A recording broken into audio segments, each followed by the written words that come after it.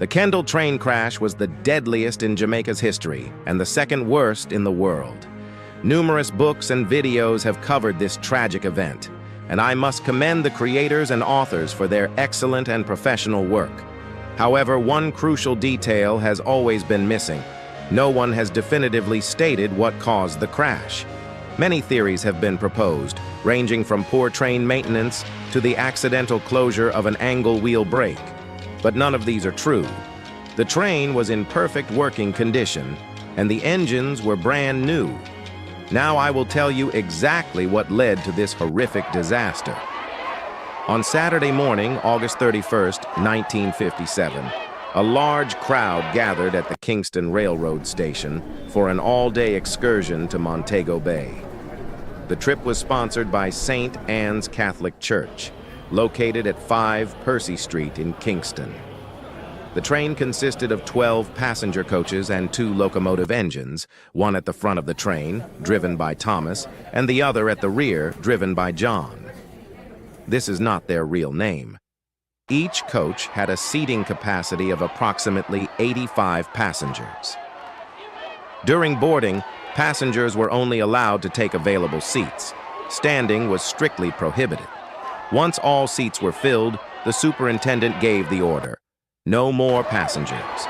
He then blew the whistle, signaling the 2 drivers, and the train departed for Montego Bay. As the train pulled away, a sizable crowd was left behind, outnumbering those who had managed to board the train. Instead of heading home, the crowd that was left behind at the station was determined to join their friends and family on the excursion.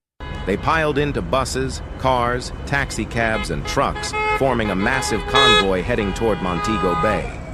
When they arrived, the atmosphere was festive, like a grand beach party. Tables were set up with food and all kinds of beverages, while people played games like dominoes, cards, and ludi.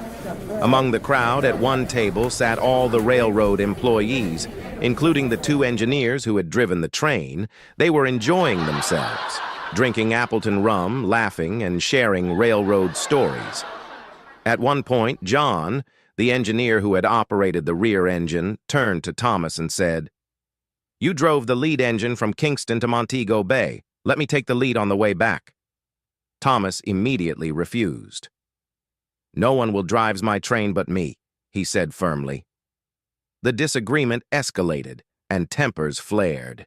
At this stage, the men were seriously intoxicated and under the influence. John snapped, "You don't want anyone to drive your train? Gooey from me. I can drive train better than you." The 2 men stood up, ready to fight, but their fellow railroad workers quickly intervened, calming them down. The other men sided with John. "Thomas, you led the way here," they said. "Let him lead the way back. It's only fair." But Thomas stood his ground. "Nobody drives my train. I will be the only one driving that train." The argument reignited. A lot of heated words were exchanging. John repeated, "Man, go away from me! I can drive train better than you." Finally, a railroad manager stepped in.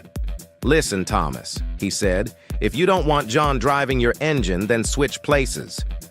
Put your engine at the back, and John will take the front. Problem solved." As a manager, his words carried weight. Thomas, feeling humiliated and crushed by John's repeated taunts, had no choice but to comply. The 2 went and switched the engines around. When they returned, they sat back down and drowned their dispute in more Appleton rum. But there was bad blood between them. As the time to leave approached, the engineers climbed into their engines and blew the train whistle, signaling to everyone that it was time to head back to Kingston. The people who had arrived in cars, buses, trucks, and taxicabs were supposed to return to Kingston the same way. But instead of boarding their original vehicles, they rushed the train, swarming into the coaches until it was packed beyond capacity. People stood in the doorways, clung to the steps, squeezed between cars, and even climbed onto the roof. The train was overflowing. The superintendent of the Montego Bay Railroad Station, seeing the chaos, announced, "Anyone who didn't come on the train, get off." But no one listened. No one moved. For hours, they tried to persuade the crowd to leave the train, but it was useless. Finally, they called the police. Back then, the police didn't carry guns. Instead, they had wooden clubs, known in some places as billy clubs or nightsticks, but locally called baton sticks. The officers ran up to the train, swinging their baton sticks and shouting, "Boy, get off the train!" But the men on board weren't intimidated. Some warned, "Mind how you swing that thing. If you hit me with it, I'll take it from you and beat you over the head." The train erupted in laughter. The police hesitated, stepping back. These officers weren't like the tough ones from the Harmon barracks. These cops were used to dealing with decent, law-abiding citizens. But these men, they were rough, unrepentant, sin-hardened, and completely unfazed. After hours of failed attempts, the superintendent threw up his hands. "Look, it's getting late. We can't keep the train here any longer. The police can't get them off, and they should have left hours ago." Frustrated, he signaled the drivers, blew his whistle, and with that, the train pulled out of the station, bound for Kingston, packed to the brim with rebellious passengers. In railroad operations, when a train has two engines, one in the front and one in the rear, the lead engineer is in charge. He communicates with the rear driver using the train whistle, signaling instructions. For example, 1 blast means it's clear to start moving. 2 blasts mean extra power is needed for an uphill climb. 3 blasts signal that the train is moving too fast and should slow down in preparation for stopping. As soon as they left Montego Bay, Thomas, who was driving the rear engine, set the speed control lever to full speed ahead, never adjusting it whether they were climbing a hill, descending on a straight path, or navigating curves. Because he refused to change the throttle position, the train quickly exceeded the safe operating speed for the track. John, the lead engineer, continuously blew the whistle, signaling that they were going too fast. But Thomas ignored him. Witnesses in the cab reported hearing Thomas say mockingly, Say you can drive train better than me? Drive better than me now," like a roller coaster. The train hurtles down the tracks, swaying wildly from side to side, its wheels screeching like a thrill ride at an amusement park gone wrong.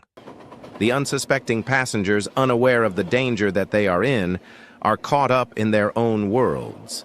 Some were sleeping peacefully, even in the overhead luggage rack above the seated passengers. Young men with arms around their girlfriends whispering sweet nothing. Some children sleep soundly, while those still awake giggle and shriek, their little hands pressed against the windows as they marvel at the dark night scenery racing past. In another coach, a group of old men argue animatedly over a game of cards they played earlier on the beach, their laughter booming through the crowded carriage. Throughout the train, hooligans laugh raucously, cigarette smoke curling lazily above their heads, despite the disapproving glares of fellow passengers. The train was so tightly packed that, despite rocking from side to side, no one needed to hold on to stay balanced. John, the lead engineer, wiped sweat from his brow as he desperately fought to control the speeding train, doing everything in his power to slow it down. He blasted the horn repeatedly, sending urgent signals back to Thomas, urging him to ease off. But it was useless. Each time Thomas heard the whistle's desperate plea, he stubbornly refused to comply. Instead, he refrained, Say you can drive train better than me? Drive better than me now." John knew the railway tracks very well. He had traveled this route many times and was aware of every turn. He also knew that at Kendal, the tracks had dangerous curves that would be impossible to navigate at such high speeds. When they approached Kendal, like a boulder tumbling down a mountainside, the locomotive roars forward, sparks flying from its wheels as it barrels ahead. The sheer weight of all the passengers and the speed of the train going down an incline, with Thomas' engine pushing relentlessly, make it an unstoppable force. Desperate to avoid disaster, John applied maximum braking, engaging both the automatic service brake and the dynamic engine brake. This created a deadly conflict, because the two trains were pushing against each other with great force. The front engine was trying to slow down, but the rear engine was still pushing forward at full speed. Then, disaster struck. Under immense pressure, the coupling binding the train together gives way with a deafening snap. In an instant, chaos erupts. The once unified coaches slam into each other with massive force. Wood splinter in pieces like shattering glass. The violent impact tears the train apart, splitting the carriages like a devastating explosion. One after another, they collapse, telescoping into a mangled wreck of broken wood and steel. Screams are drowned out by the thunderous destruction as everything in its path is crushed, obliterated beyond recognition. No one stands a chance. The train is no longer a transporting machine. It is now a merciless force of annihilation. Some critical facts stand out. The excursion took place on Saturday, August 31st, but the accident occurred just after midnight on Sunday, September 1st. Neither of the engines derailed. They remained on the track. However, the passenger coach violently collided with each other, derailed and flipped over, crumbling and mounting on top of one another. No one knows how many people died that night, because there were no records of how many people were on the train. Plus, there were people who were taken to the hospital and later died from their injuries. At the time, Norman Manley, Jamaica's chief minister and father of Michael Manley, ordered an investigation. Thomas was found responsible for the crash and was tried for manslaughter, convicted, and sentenced to prison. His life fell apart. After serving his sentence, he became a homeless drunk, lost his mind, and wandered the streets, talking to himself. Out of respect for the families of the victims, the Catholic Church and the Jamaican government chose to keep the investigation's findings private. The true details of what happened that tragic night were never officially made public. Thanks for watching. If you enjoyed this video, don't forget to like, subscribe, and drop a comment below. See you in the next one.